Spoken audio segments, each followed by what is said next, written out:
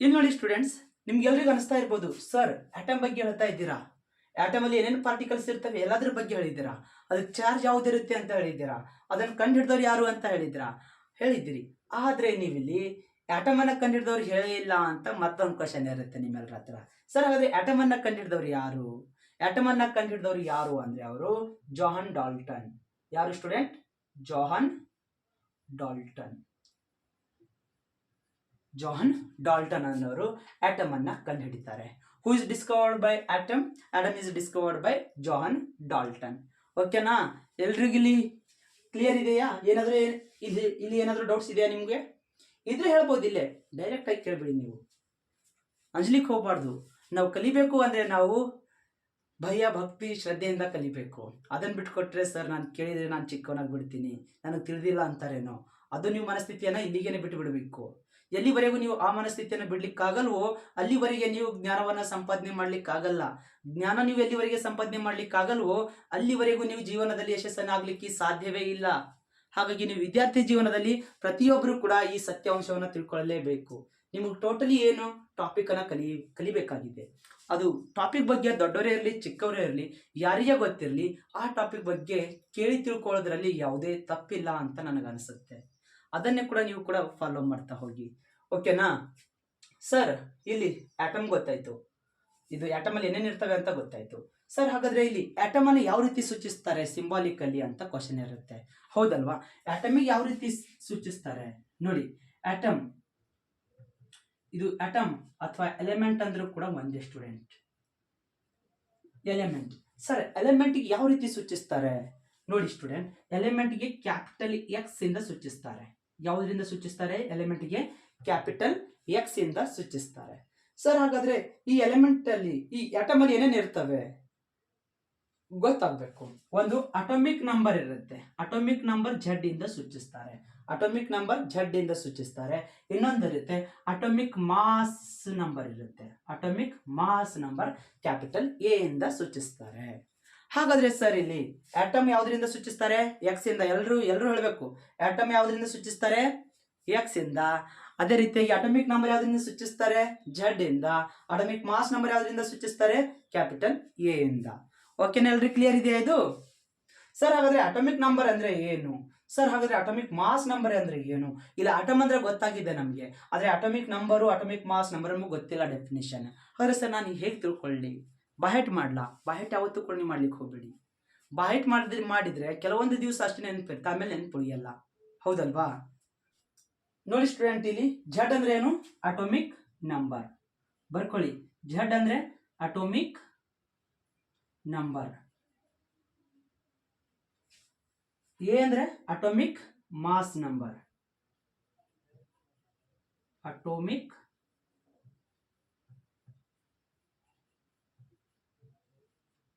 Atomic mass number ಅಂತ ಇರುತ್ತೆ. X ಅಂದ್ರೆ ಏನು ಇದು ಸರ್? ಎಕ್ಸ್ ಅಂದ್ರೆ ಎಲಿಮೆಂಟ್.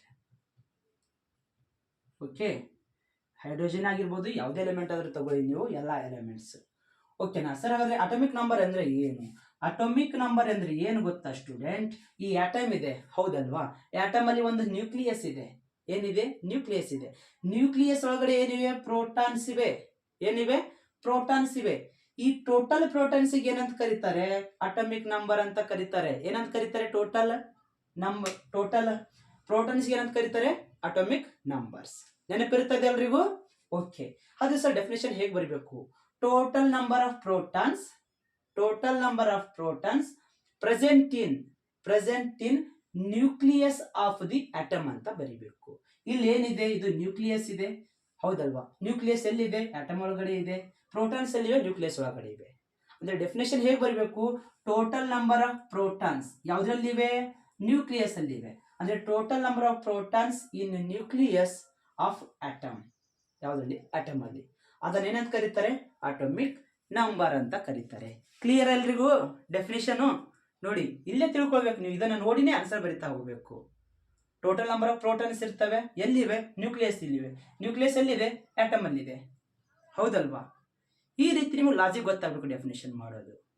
ಇಲ್ಲಿ ನೋಡಿ ವಿದ್ಯಾರ್ಥಿಗಳೇ, ನಿಮ್ಗೆಲ್ರಿಗೂ ಕೂಡ ನಾನು ನೋಟ್ಸ್ ಅನ್ನ ಕೊಡ್ತೀನಿ.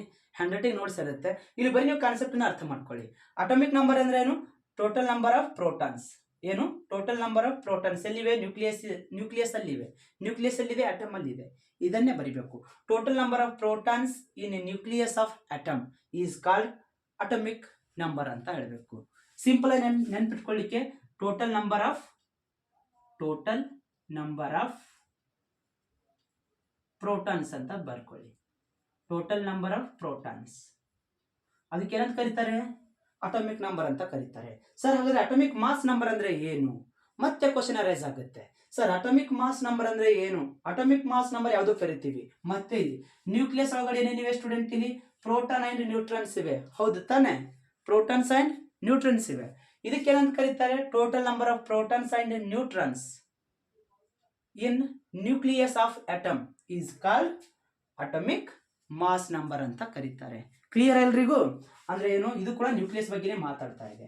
ಅಂದ್ರೆ ಏನಿದು? ಟೋಟಲ್ ನಂಬರ್ ಆಫ್, ಸಿಂಪಲ್ ಆಗಿ ಹೇಳ್ತಾ ಇದ್ದೀನಿ, total number of protons and neutrons. Total number of protons and neutrons in a nucleus of atom is called atomic mass number. ಎಲ್ರಿಗೂ ಡೆಫಿನೇಷನ್ ಕ್ಲಿಯರ್ ಆಗಿದೆಯಾ? ಇನ್ನು ಏನಾದರೂ ಡೌಟ್ಸ್ ಇದ್ರೆ ಕೇಳಿ. ನೀವು ಅಂಜಲಿಕ್ಕೆ ಹೋಗಬೇಡಿ, ನೀವು ಕಂಪಲ್ಸರಿ ಇಲ್ಲೇ ಕೇಳಬೇಕು. ಇಲ್ಲಿ ನೋಡಿ ಸ್ಟೂಡೆಂಟ್, ನಿಮ್ಗೆ ಇನ್ನೊಂದು ಕೂಡ ಡೌಟ್ ಇರುತ್ತೆ. ಸರ್ ಪ್ಲಾಸ್ಟಿಕ್ ಇದೆ, ಪ್ಲಾಸ್ಟಿಕ್ ಅಲ್ಲಿ ಕರೆಂಟ್ ಕಂಡಕ್ಟ್ ಆಗಲ್ಲ. ಆದ್ರೆ ಸರ್ ಕಬ್ಬಿಣ ಇದೆ, ಕಬ್ಬಿಣದಲ್ಲಿ ಏನಾಗುತ್ತೆ? ಕರೆಂಟ್ ಕಂಡಕ್ಟ್ ಆಗುತ್ತೆ.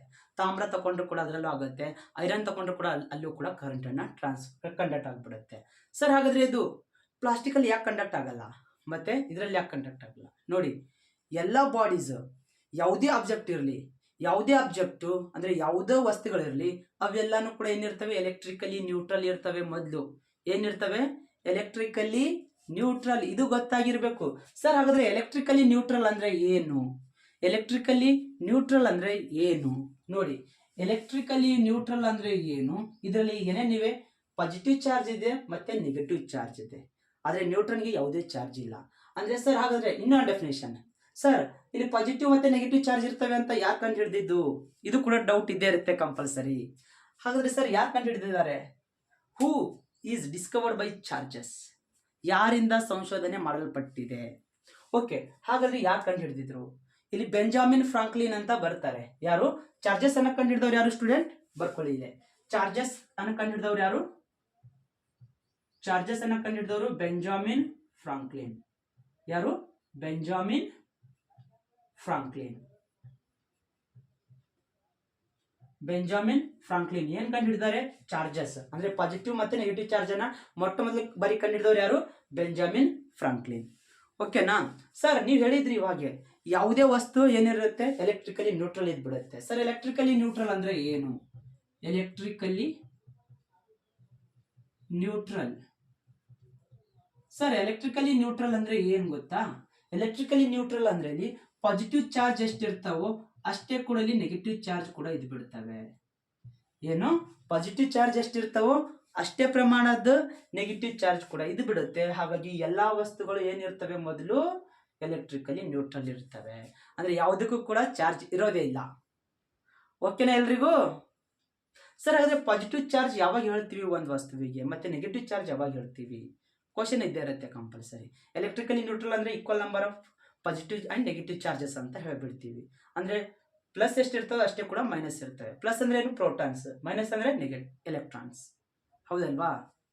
ಇಲ್ಲಿ ನೋಡಿ ಸ್ಟೂಡೆಂಟ್, ನಾವು ಪಾಸಿಟಿವ್ ಚಾರ್ಜ್ ಇದೆ ಇದು ಬಾಡಿ ನೆಗೆಟಿವ್ ಚಾರ್ಜ್ ಇದೆ ಅಂತ ಯಾವಾಗ ಹೇಳ್ತೀವಿ ಅಂದ್ರೆ, ಇಲ್ಲಿ ನೋಡಿ ಇದು ರಬ್ ಮಾಡ್ತಾ ಇದ್ದೀನಿ ನೋಡಿ, ಇಲ್ಲಿ ಪ್ಲೇಸ್ ಇಲ್ಲ ಬರಲಿಕ್ಕೆ, ಹಾಗಾಗಿ ಇದು ರಬ್ ಮಾಡ್ತಾ ಇದ್ದೀನಿ ನೋಡಿ. ಪಾಸಿಟಿವ್ ಚಾರ್ಜ್ ಯಾವಾಗಿದೆ ಬಾಡಿಗೆ?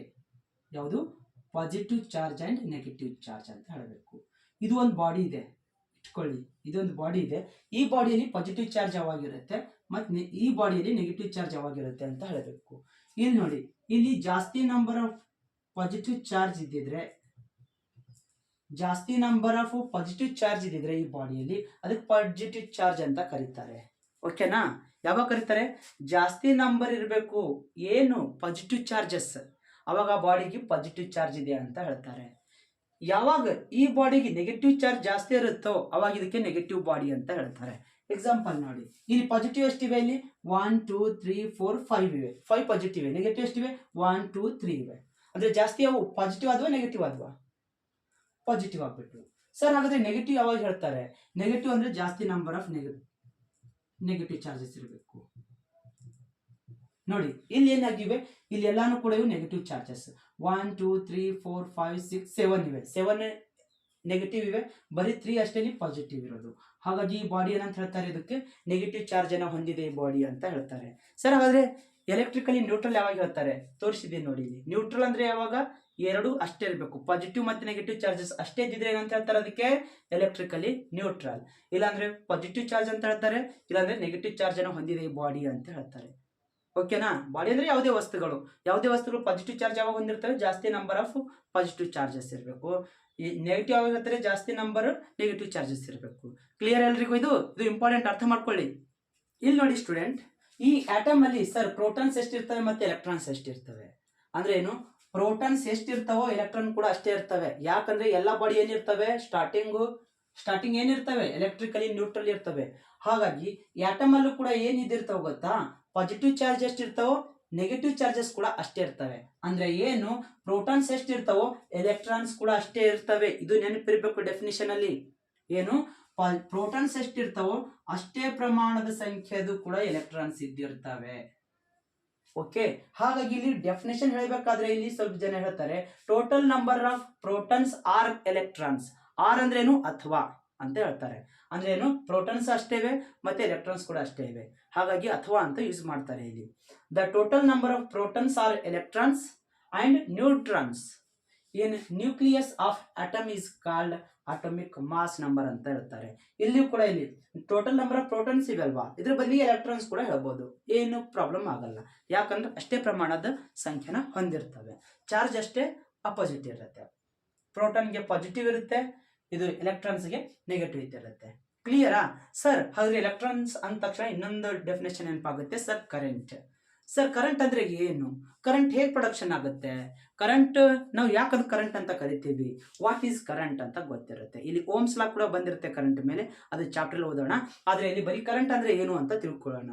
ಇಲ್ಲಿ ಏನ್ ಮಾಡ್ತಾ ಇದ್ದೀನಿ, ಇಲ್ಲಿ ಸ್ವಲ್ಪ ಪ್ಲೇಸ್ ಇಲ್ಲ, ಹಾಗಾಗಿ ಇದನ್ನ ರಫ್ ಮಾಡ್ತಾ ಇದ್ದೀನಿ. ಇದರಲ್ಲಿ ಏನಾದ್ರು ಡೌಟ್ಸ್ ಇದ್ರೆ ಇವಾಗ ಕೇಳಿ ಬೇಗ. ನೋಡಿ ಸ್ಟೂಡೆಂಟ್, ಇದರಲ್ಲಿ ಏನೇನು ಕಲ್ತಿದೀವಿ ಅಂತ ಸ್ವಲ್ಪ ರಿವಿಷನ್ ಮಾಡ್ಕೊಳ್ಳೋಣ. ಸರಿ, ಆಟಮ್ ಇದೆ, ಆಟಮ್ ಒಳಗಡೆ ನ್ಯೂಕ್ಲಿಯಸ್ ಇದೆ, ನ್ಯೂಕ್ಲಿಯಸ್ ಒಳಗಡೆ ಏನಿವೆ? ಪ್ರೋಟಾನ್ಸ್ ಅಂಡ್ ನ್ಯೂಟ್ರನ್ಸ್ ಇವೆ. ಓಕೆ, ಎಲೆಕ್ಟ್ರಾನ್ಸ್ ಏನ್ ಮಾಡ್ತಾ ಇದೀವಿ? ಈ ನ್ಯೂಕ್ಲಿಯಸ್ಗೆ ಸುತ್ತ ಹಾಕ್ತಾ ಇವೆ ಅರೌಂಡ್, ಹೌದಲ್ವಾ? ರಿವಾಲ್ವಿಂಗ್ ಅರೌಂಡ್ ದಿ ನ್ಯೂಕ್ಲಿಯಸ್ ಅಂತ ಹೇಳ್ತೀವಿ. ಓಕೆನಾ? ಇದು ಕ್ಲಿಯರ್ ಅಲ್ವಾ? ಪ್ರೋಟಾನ್ಸ್ಗೆ ಪಾಸಿಟಿವ್ ಚಾರ್ಜ್ ಇದೆ, ಎಲೆಕ್ಟ್ರಾನ್ಸ್ಗೆ ನೆಗೆಟಿವ್ ಚಾರ್ಜ್ ಇದೆ, ಆಮೇಲೆ ನ್ಯೂಟ್ರಾನ್ಸ್ಗೆ ಚಾರ್ಜ್ ಲೆಸ್ ಇದೆ. ಅಂದ್ರೆ ಇದಕ್ಕೆ ಯಾವುದೇ ಕೂಡ ಚಾರ್ಜ್ ಇಲ್ಲ ಸರ್ ಅಂತ ಹೇಳ್ತೀವಿ. ಓಕೆನಾ? ಅದೇ ರೀತಿಯಾಗಿ ಇಲ್ಲಿ ಚಾರ್ಜಸ್ ಅನ್ನ ಕಂಡುಹಿಡಿದವರು ಯಾರು? ಚಾರ್ಜಸ್ ಅನ್ನ ಕಂಡುಹಿಡಿದವರು ಬೆಂಜಮಿನ್ ಫ್ರಾಂಕ್ಲಿನ್. ಚಾರ್ಜಸ್ ಅನ್ನ ಕಂಡುಹಿಡಿದವರು ಯಾರು? Benjamin Franklin. ಚಾರ್ಜಸ್ ಅಂದ್ರೆ ಯಾವ? Positive charge and negative charge. ಇದನ್ನ ಕಂಡುಹಿಡಿದವರು ಯಾರು? ಮೊದಲು ಬೆಂಜಮಿನ್ ಫ್ರಾಂಕ್ಲಿನ್. ಆಮೇಲೆ ಆಟಮ್ ಅನ್ನ ಕಂಡುಹಿಡಿದವರು ಜಾನ್ ಡಾಲ್ಟನ್. ಆಮೇಲೆ ಇಲ್ಲಿ ನಮ್ದು ಪ್ರೋಟಾನ್ಸ್, ನ್ಯೂಟ್ರಾನ್ಸ್, ಎಲೆಕ್ಟ್ರಾನ್ಸ್ ಕಂಡುಹಿಡಿದವರು ಯಾರು? ಪ್ರೋಟಾನ್ಸ್ ಅನ್ನ ಕಂಡುಹಿಡಿದವರು ರೂದರ್ಫೋರ್ಡ್, ಎಲೆಕ್ಟ್ರಾನ್ಸ್ ಅನ್ನ ಕಂಡುಹಿಡಿದವರು ಜೆ ಥಾಮ್ಸನ್, ನ್ಯೂಟ್ರಾನ್ಸ್ ಅನ್ನ ಕಂಡುಹಿಡಿದವರು ಜೇಮ್ಸ್ ಚಾಡ್ವಿಕ್. ಓಕೆನಾ? ಆಮೇಲೆ ಸರ್ ಎಲಿಮೆಂಟ್ ಅನ್ನ ಯಾವ ರೀತಿ ಗುರುತು ಮಾಡ್ತಾರೆ? ಎಲಿಮೆಂಟ್ ಎಕ್ಸ್ ಇಂದ ಗುರುತು ಮಾಡ್ತಾರೆ. ಝಡ್ ಅನ್ನ atomic number, capital A atomic mass number. Sir ಹಾಗಾದ್ರೆ ಇಲ್ಲಿ ಅಟೋಮಿಕ್ ನಂಬರ್ ಅಂದ್ರೆ ಏನು? ನಂಬರ್ ಆಫ್ ಪ್ರೋಟಾನ್ಸ್ ಏನಂತ ಕರಿತೀವಿ ನಾವು? Atomic number. ಇಲ್ಲಿ ಪ್ರೋಟಾನ್ಸ್ ಅಂಡ್ ನ್ಯೂಟ್ರಾನ್ಸ್ ಅವೆರಡು ಕೂಡ ಕಂಬೈನ್ ಮಾಡಿ ಏನಂತ ಕರಿತೀವಿ ನಾವು? Atomic mass number. ಇವೆರಡು ಕೂಡ ಏನಿವೆ? ನ್ಯೂಕ್ಲಿಯಸ್ ಒಳಗಡೆ ಇವೆ, ನೆನ್ಪಿಟ್ಕೊಳ್ಳಿ. ಇದು ನ್ಯೂಕ್ಲಿಯಸ್ ಒಳಗಡೆ ಇವೆ, ಇದು ನೆನಪಿರ್ಬೇಕು. ಆಮೇಲೆ ಇನ್ನು ಏನು ಓದಿದ್ವಿ ಸರ್? ಯಾವುದೇ ಒಂದು ಬಾಡಿ ಅಂದ್ರೆ ಎಲ್ಲ ಬಾಡಿಗಳು ಕೂಡ ಏನಿರ್ತವೆ? ಸ್ಟಾರ್ಟಿಂಗ್ ಎಲೆಕ್ಟ್ರಿಕಲಿ ನ್ಯೂಟ್ರಲ್ ಎದ್ದು ಬಿಡ್ತವೆ. ಸರ್ ಎಲೆಕ್ಟ್ರಿಕಲಿ ನ್ಯೂಟ್ರಲ್ ಅಂದ್ರೆ ಏನು? ಪಾಸಿಟಿವ್ ಎಷ್ಟಿರ್ತವೆ, ನೆಗೆಟಿವ್ ಕೂಡ ಅಷ್ಟೇ ಎದ್ದು ಬಿಡ್ತವೆ. ಸರ್ ಯಾವುದೋ ಒಂದು ಬಾಡಿ ನಾವು ಪಾಸಿಟಿವ್ ಚಾರ್ಜ್ ಇದೆ ಅಂತ ಹೇಳ್ಬೇಕಂದ್ರೆ ಏನ್ ಮಾಡ್ಬೇಕು ಸರ್? ಅಂದ್ರೆ ಇಲ್ಲಿ ಜಾಸ್ತಿ ಪಾಸಿಟಿವ್ ನಂಬರ್ ಆಫ್ ಚಾರ್ಜಸ್ ಇರಬೇಕು ಆ ಬಾಡಿಯಲ್ಲಿ, ಮತ್ತೆ ಕಡಿಮೆ ಸಂಖ್ಯೆದು ಎಲೆಕ್ಟ್ರಾನ್ಸ್ ಇರಬೇಕು, ಅಂದ್ರೆ ನೆಗೆಟಿವ್ ಚಾರ್ಜಸ್ ಇರಬೇಕು. ಅದಕ್ಕೆ ಏನ್ ಕರೀತಾರೆ? ಪಾಸಿಟಿವ್ ಚಾರ್ಜ್ ಅನ್ನು ಹೊಂದಿದೆ ಆ ಬಾಡಿ ಅಂತ ಹೇಳ್ತಾರೆ. ನೆಗೆಟಿವ್ ಚಾರ್ಜ್ ಅಂತ ಹೇಳ್ಬೇಕು ಅಂದ್ರೆ ಜಾಸ್ತಿ ನಂಬರ್ ಏನಿರಬೇಕು? ನೆಗೆಟಿವ್ ಚಾರ್ಜಸ್ ಇರಬೇಕು, ಕಡಿಮೆ ನಂಬರ್ ಪಾಸಿಟಿವ್ ಚಾರ್ಜ್ ಇರಬೇಕು. ಅದಕ್ಕೂ ನೆಗೆಟಿವ್ ಚಾರ್ಜ್ ಅನ್ನು ಹೊಂದಿದೆ ಆ ಬಾಡಿ ಅಂತ ಹೇಳ್ತಾರೆ. ಎಲ್ಲರೂ ಕ್ಲಿಯರ್ ಅಲ್ವಾ ಇದು? ಇನ್ನು ಏನಾದ್ರು ಡೌಟ್ಸ್ ಇದ್ರು ಕೂಡ ಡೈರೆಕ್ಟ್ ನನಗೆ ಕಾಂಟ್ಯಾಕ್ಟ್ ಮಾಡಿನೇ